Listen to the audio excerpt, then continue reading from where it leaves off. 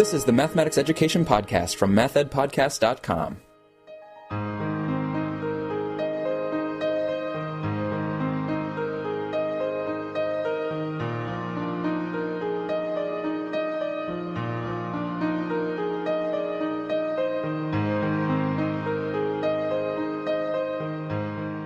Welcome to the Math Ed Podcast. My name is Sam Otten from the University of Missouri, and with me today is Dr. Anderson Norton from Virginia Tech. He's an associate professor in the Department of Mathematics. Andy, thanks so much for being here. Oh, thank you. We're going to be talking about Andy's recent study published in the Journal of Mathematical Behavior, Volume 39, and that's entitled Students' Unit Coordination Activity, a Cross-Sectional Analysis. And he co-authored that with Stephen Boyce, Catherine Ulrich, and Nathan Phillips. But Andy, if you've been listening to the podcast, which I know you have, I always like to start by getting a little background from my guests and kind of place their academic history on the map. So where was it that you did your grad school studies, and what was the topic of your dissertation? I was at the University of Georgia. My advisor was Les Steffi, and the topic was on fraction schemes and operations, but that was really more of the context for studying how students form mathematical conjectures. So Steffi had formed pretty fine-grained models of the kind of mental actions that students perform to make sense of fractions, and I wanted to get to that level of depth in understanding where their conjectures come from. Mm-hmm. And the work of Steffi is still evident in this study in JMB. So I was wondering if you could say more about how your own past work with the teaching experiments you've done and the work that you've done to understand students' thinking, how did that lead to this study in JMB?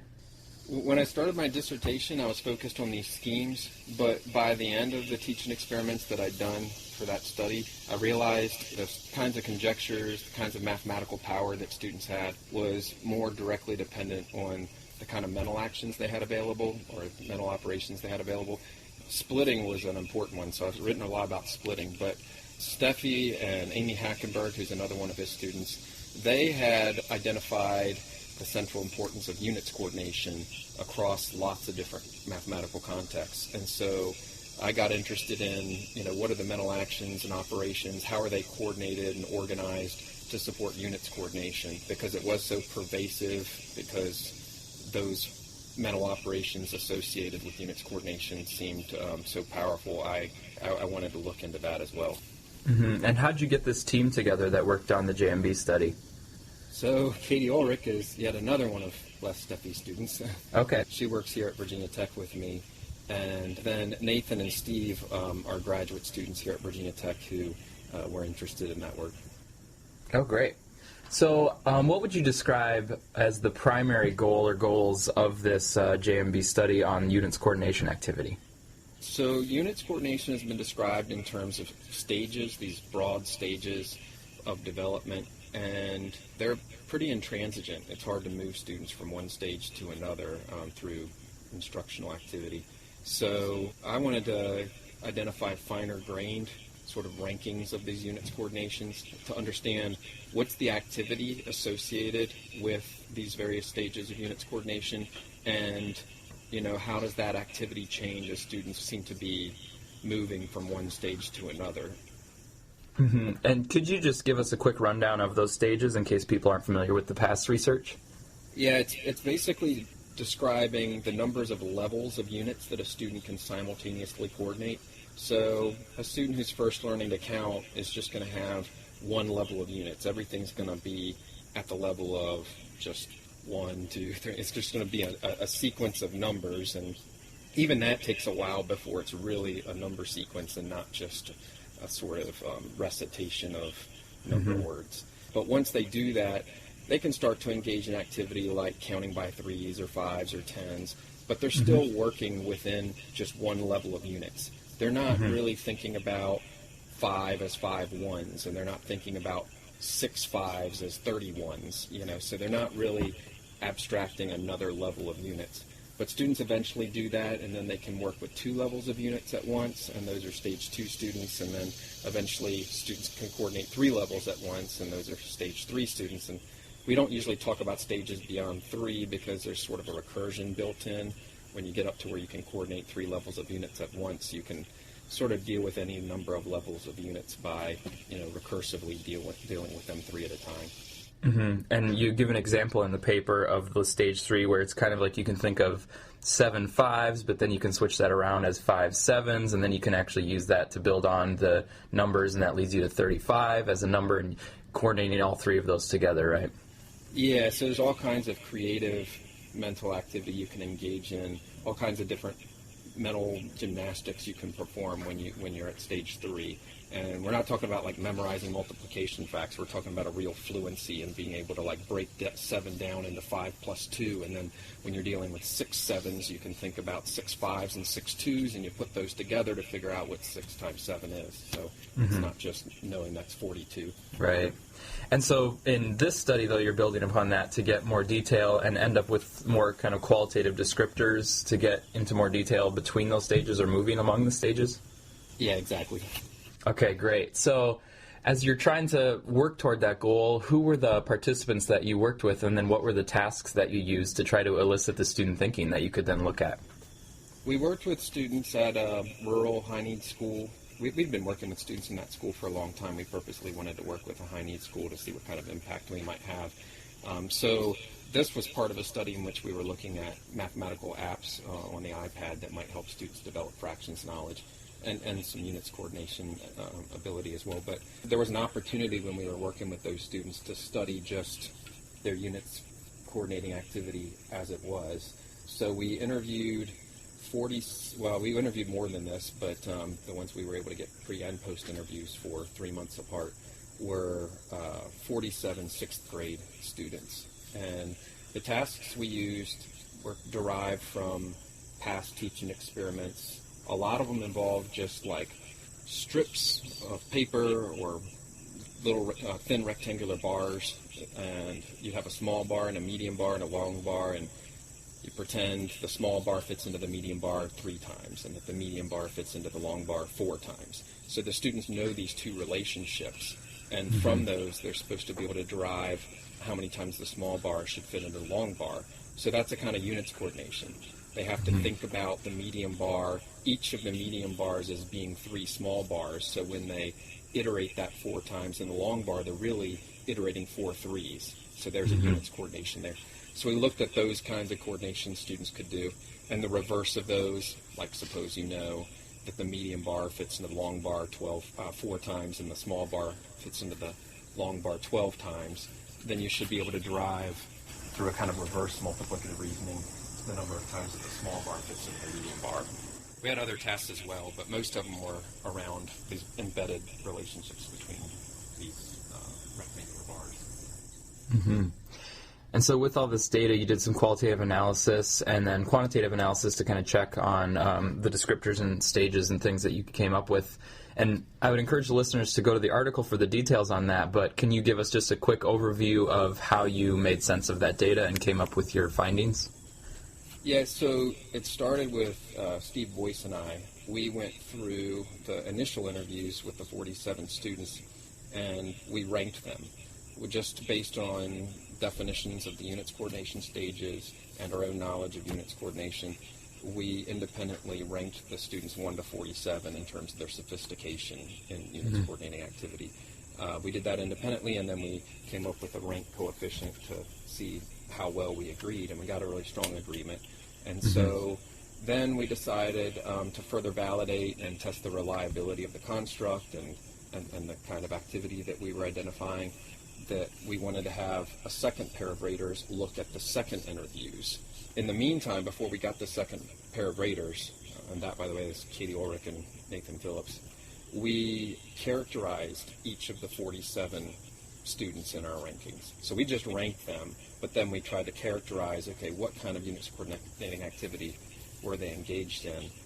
And then we looked across the characterizations and actually came up with descriptors. And what kinds of descriptors distinguish number 42 from number 43 in our ranking? Is there something that we can identify that they're doing differently? And because we weren't always able to identify differences, there was some collapsing. So the 47 students were collapsed down to 36 hypothetical students, and then the descriptors were collapsed down to 16. So we had these characterizations for 36 students, but then we also had these 16 descriptors across the 36 students in the ranking.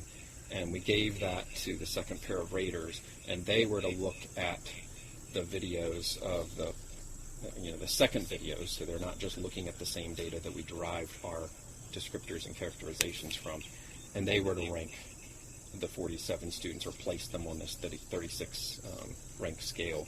And then we did another rank coefficient to see how well the agreement was, and it was almost as good as the agreement between the first two raters. So we felt that validated the kinds of distinctions that we were making in these 36 ranks.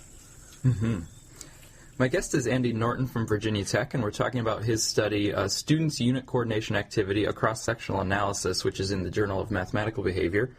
And I do want to say, as you point out in the paper, the 36 rank scale of the units coordinating activity, this isn't meant to be the definitive construct for how this unit coordination happened. It was a way of you making sense of your data and a way to get insight into the students' thinking. So you're not putting it forth as a definitive model, but it did seem to give you some insight. So I was wondering if you could talk more about what you saw in that student work and what you saw in terms of the descriptors of what was happening and how they were coordinating units. Yeah, that characterization is right. We didn't get perfect reliability across the two rankings, the initial rankings and the second rankings, so we can't say that this is a fine 36 grain scale of units coordinating activity. But yeah, we did see some patterns. So one of them is, as students begin attending to additional levels of units, you'll see them start to conflate units. They'll start to conflate different levels of units. So, like, for example, one of the tasks we give has to do with a classroom where a teacher likes to have desks in rows of 6, and they have so many desks in the classroom already, and they're going to add more desks to the classroom. How many total rows would they have? And a lot of times when students are beginning to attend to a second or third level of units, they'll conflate things like the seats with the rows. So what we found was often those unit conflations were occurring during these regions where students seem to be developing from one stage to the next. So students are engaging in new kinds of units coordinating activity as they attend to additional levels of units, but as they are just first attending to those additional levels of units, they'll make these conflations. So when they do conflate units, it can actually be a sign of progress, that the students are actually beginning to struggle with, a kind of activity that is novel for them, but can lead to their development to the next stage. Mm-hmm. So it might be kind of a folly to try to get them perfectly to jump forward to the next stage. There might be this work, and that has to, messy work to go from one stage to the next. Yeah, something like what Les Duffy calls necessary errors. They're necessary because the students' current stable ways of operating don't account for these additional levels of units, but they're beginning to attend to them, and there's a kind of like very conscious, effortful activity that they're engaging in. It's a struggle, but it's a necessary struggle in order to reorganize their ways of thinking and reach that next stage. Mm-hmm. Other things that you saw in your data? So past studies by people like Steffi and Hackenberg, they had identified the importance of building composite units that contain other units in multiplicative reasoning, or how students go from multiplicative reasoning to being able to reverse that reasoning. And what we found across these 36 ranks was it actually fit really well. The descriptions that they had come up with for how students develop multiplicative reasoning and reversing that reasoning fit very well with the progression of activities that became available across these 36 ranks. So, that was nice to see in it.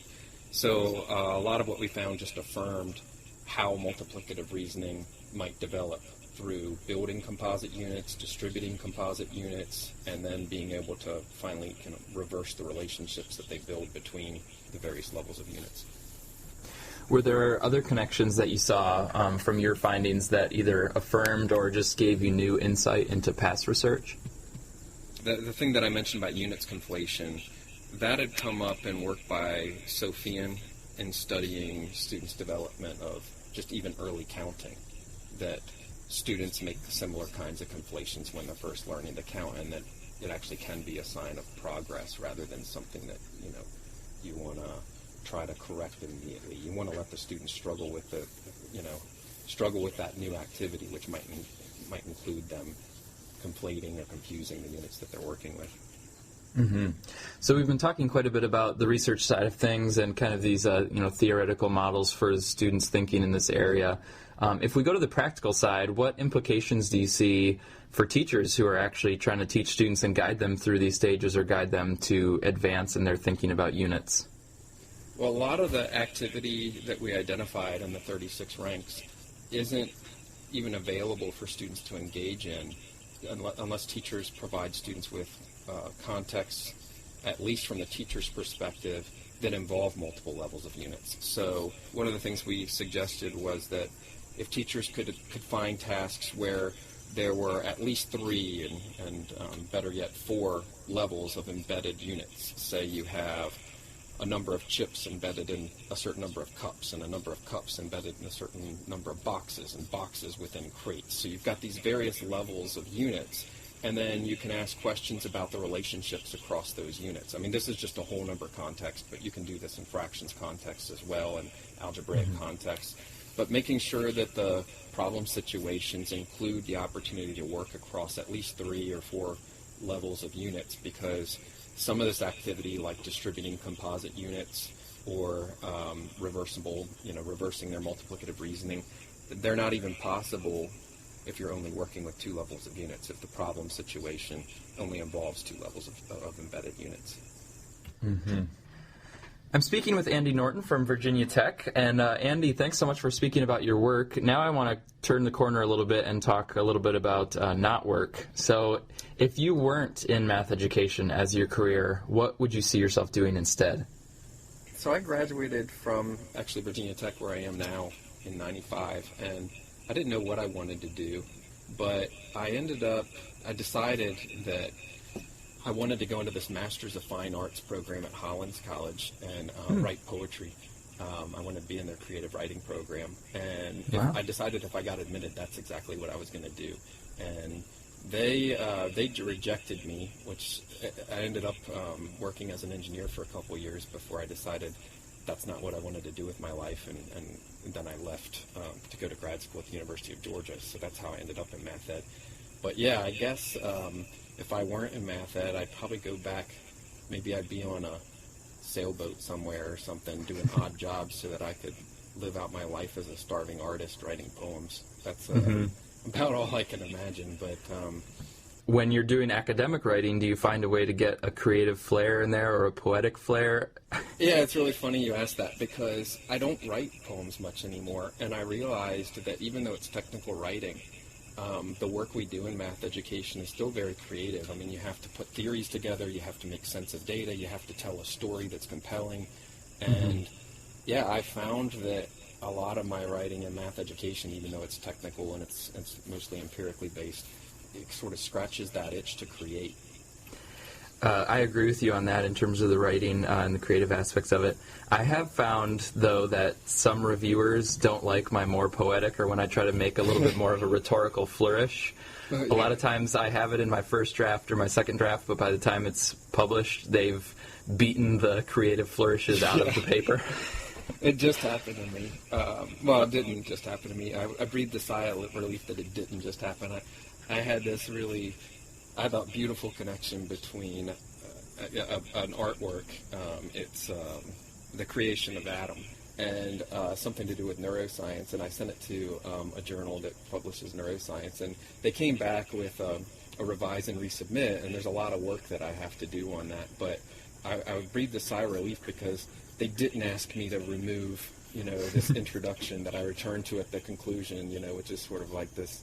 I used some poetic license there, and the reviewers, if they didn't appreciate it, then at least they didn't, demand that I get rid of it. So, yeah, I definitely feel the same way in some of my work, and I hate when they try to beat that out of it. Well, yeah, hopefully you can keep yours in. I have a paper that's accepted now in ZDM, and it's about attending to precision, and I started off the paper talking about precision in mathematics versus precision in poetry, and how in poetry you will sometimes purposefully be ambiguous. You don't want it to be precise because you want to have it instantaneously mean several different things.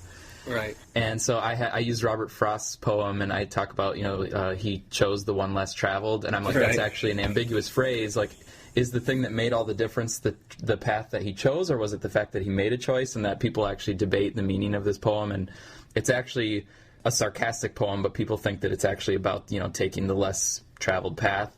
So I point out how that was not a precise phrasing, but that's probably part of why this poem has such a life.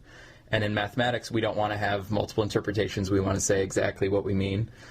And that only made it in the first draft, and by the second draft, it had already gotten removed. Oh, yeah. I'm sorry. Yeah, I was just thinking about that poem, and I didn't realize that it was satirical. Yeah, he's actually making fun of his friend who is very indecisive. Yeah. And in that poem, at the earlier part of the poem, it actually says that the two paths are indistinguishable from each other. Yeah. And what's actually important was that the person finally made a choice. It actually isn't really about being less traveled versus more traveled and stuff. So, But yeah, anyway, it's this fun part of our work where we do have these creative aspects, but I'm always working on these rhetorical flourishes, and I don't usually get to see them in print. Yeah. No, that's great. Yeah, so every once in a while you get away with, and sometimes it's just more playful. It's not even necessarily poetic. Like I had a paper that came out in 2012, and it was a quantitative paper, which I feel like when you have quantitative data, like, you get a lot more leverage.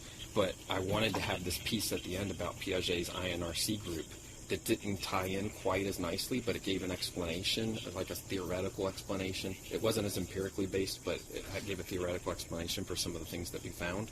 And I was so afraid they were going to cut that out, especially because the manuscript was running a little long. And but those are the little pieces.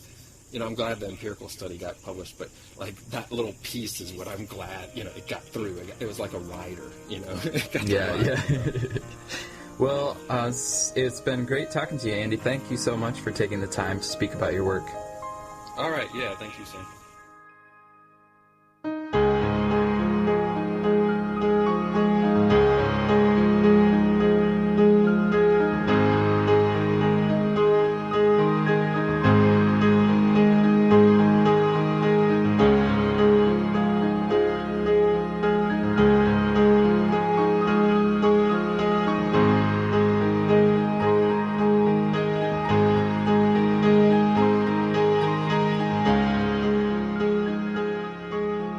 Thank you for listening to this episode of the Math Ed Podcast. If you'd like to support the podcast financially, please use the PayPal donation button at mathedpodcast.com.